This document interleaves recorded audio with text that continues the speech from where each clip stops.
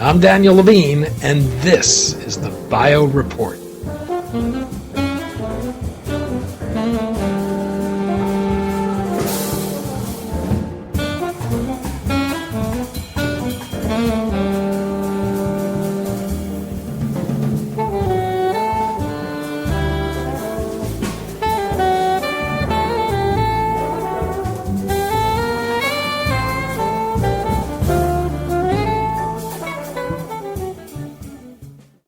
Adverse events from drugs cost the U.S. healthcare system an estimated $25 billion in 2013, but data from adverse events reporting is generally not factored into payer and provider decisions about what drugs are most cost-effective. The healthcare analytics firm AdverseEvents is trying to change that by turning adverse events data gathered by the U.S. Food and Drug Administration into actionable information. We spoke to Brian Overstreet, CEO of AdverseEvents, about its RxCost offering, why payers and providers rely on mostly pre-approval clinical data in their drug decision-making, and why it's important to consider the broader cost associated with a drug.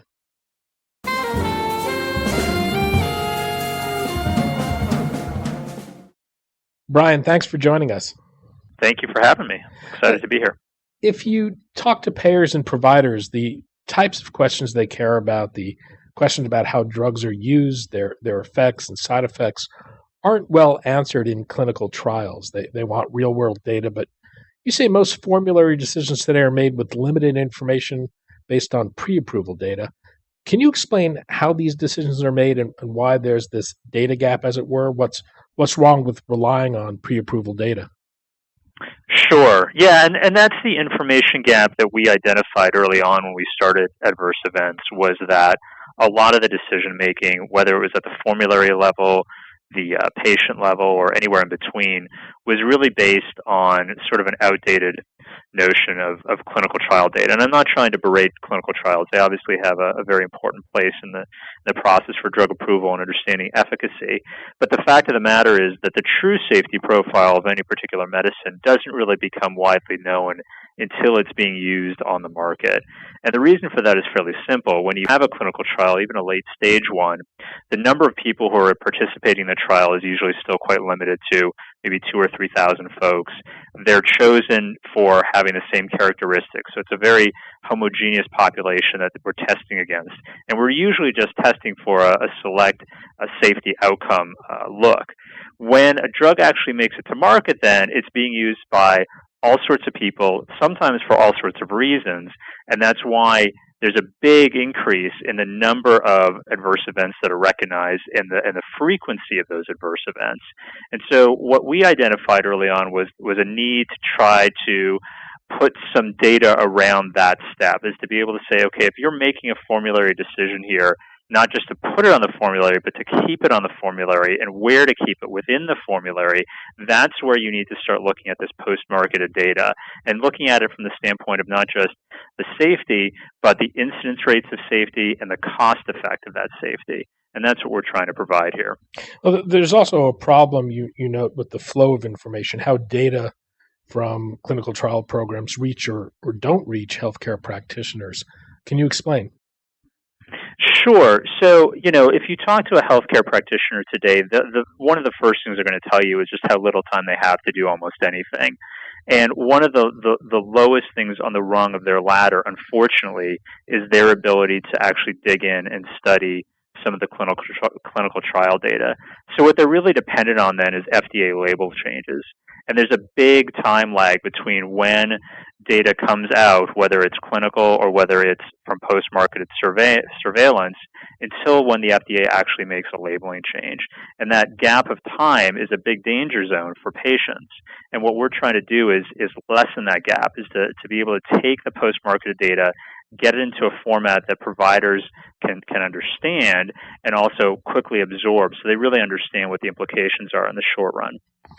The issues you're addressing with your data analytics system, RxCost, is using the post-market data to get at a better understanding of the true cost associated with the drug, not just the cost at the pharmaceutical counter, but the cost of adverse events. Why is it important to consider the cost of adverse events, and How dramatically does this change the world for payers and practitioners when it comes to making choices about which drugs should be used or not?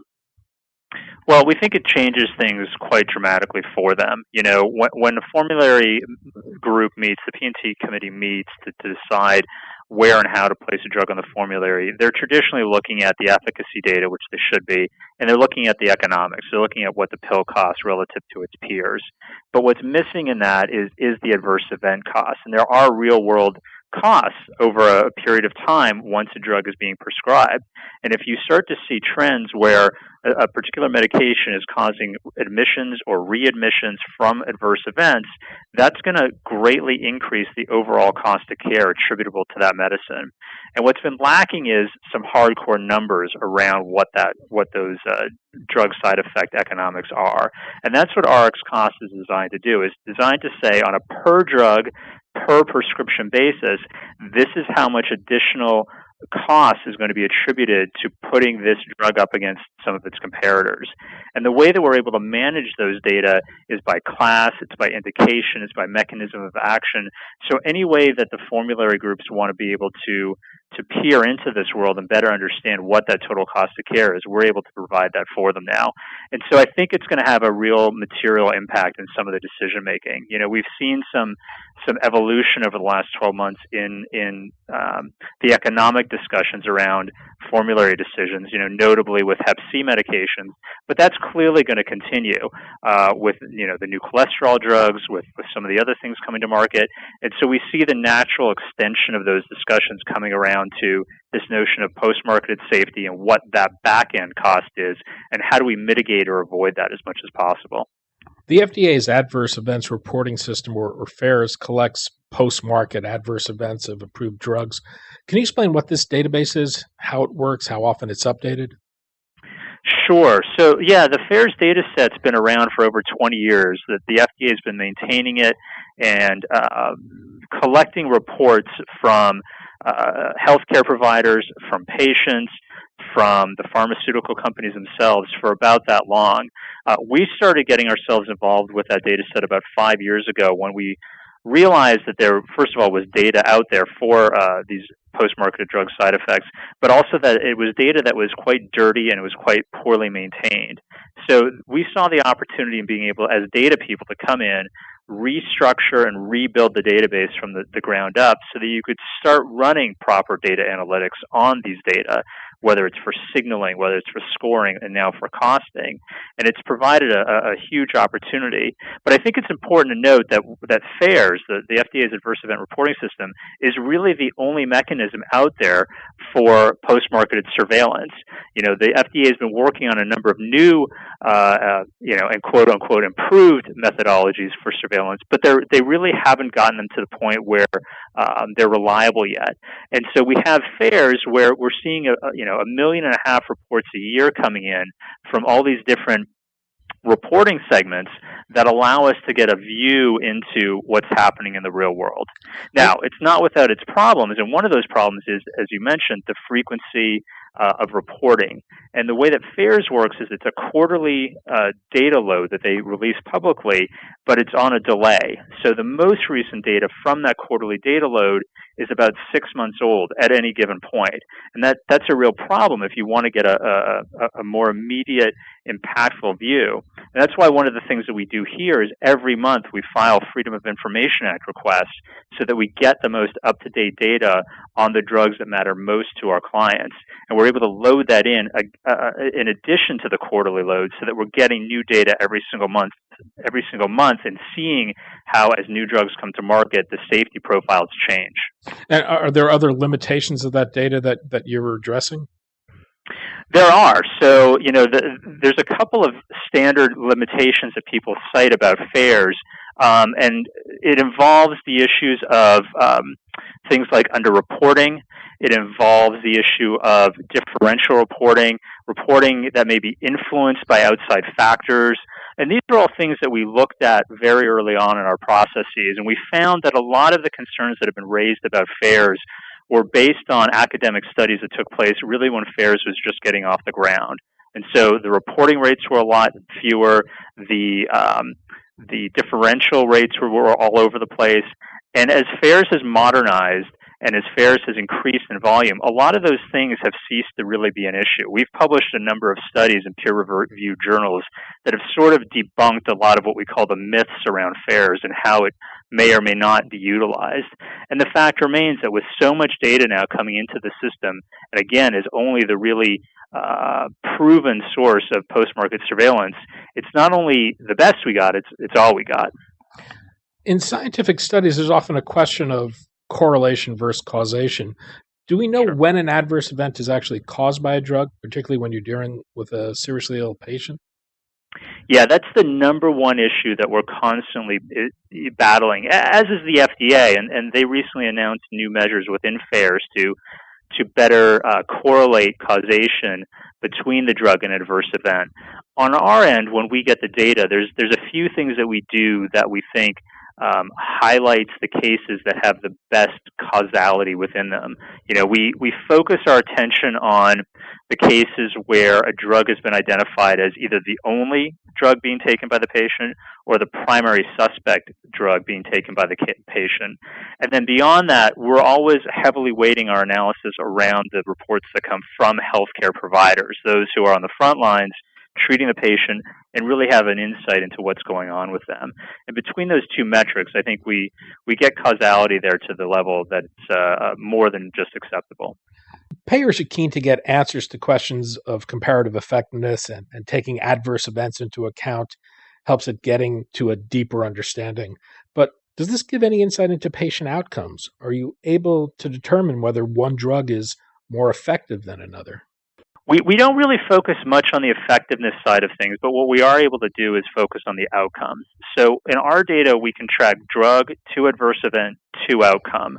And so we're able to track down to the level of admissions, to deaths, disabilities, and other sorts of serious outcomes.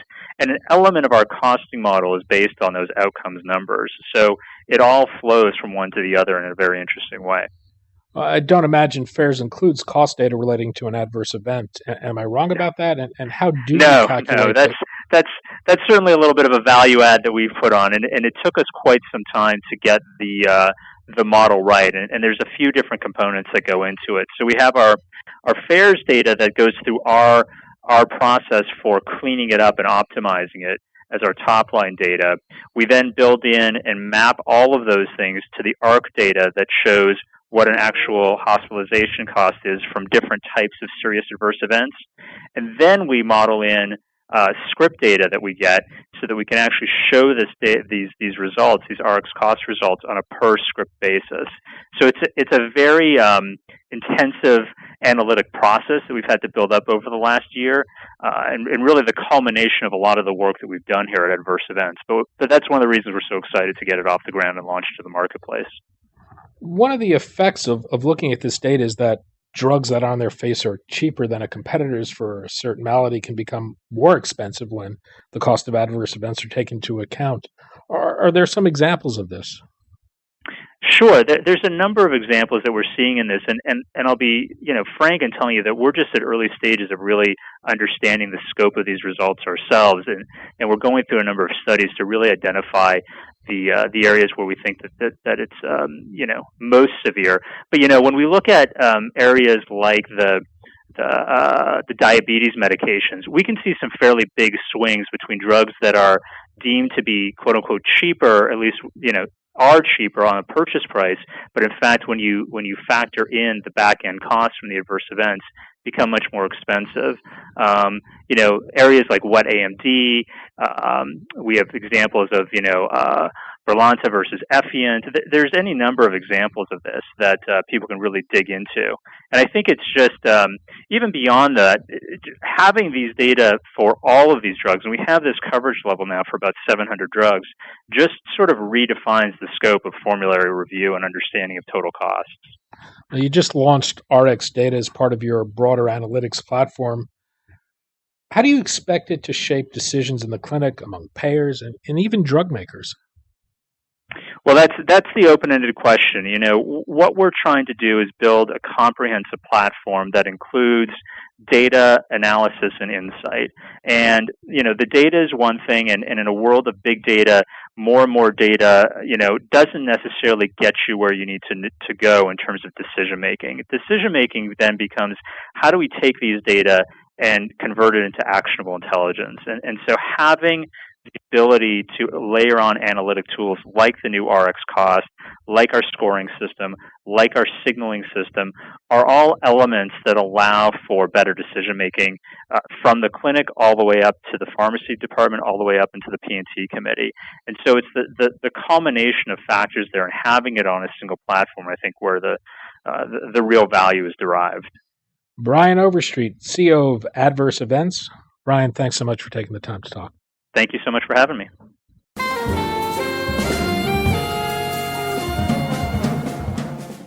Thanks for listening. The Bio Report is a production of the Levine Media Group. To automatically download this podcast each week, subscribe to our RSS feed or through iTunes or other podcast manager.